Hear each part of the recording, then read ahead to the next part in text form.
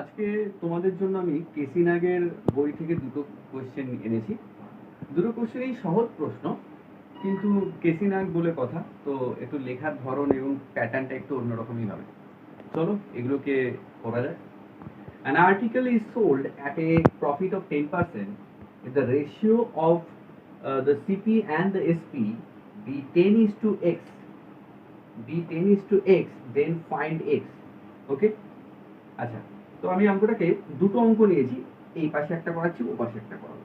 হ্যাঁ, আমাদের দেখো প্রফিট দিয়েছে কত 10%।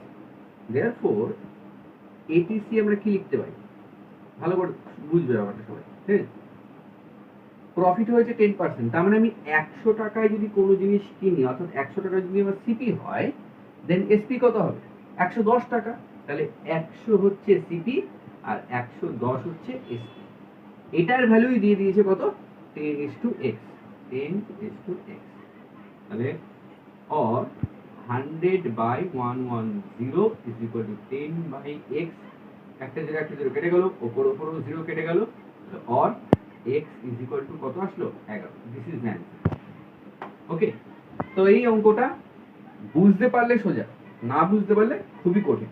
ঠিক আছে, চলো নেক্সট অঙ্কটা আছে। বলছে if x plus y is equal to 30 and xy is equal to 200, then find the equivalence discount of two successive discount of x% and y%। যদি দুটো ডিসকাউন্ট, একটা x% আর একটা y% দেয়া হয়, তাহলে তাদের ইকুইভ্যালেন্ট ডিসকাউন্টের মান কত হবে। তো এবং এখানে দেওয়া আছে x plus y আর xy এর ভ্যালু। তো যখন দুটো ছাড় দেওয়া হয়, ধরো প্রথমে 10% পরে 20% ছাড় দেওয়া হয়, তাহলে ইকুইভ্যালেন্ট যে ছাড় সেটা কত, তো সেটা বের করার একটা ফর্মুলা আছে। ফর্মুলাটা হলো x plus y minus xy by 100।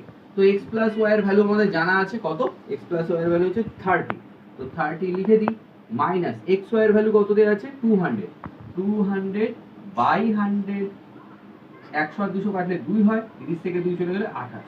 So this is the answer. Okay, চলো ভালো করে প্র্যাকটিস করো, অঙ্কগুলো খুব সুন্দর। চলো, বাই।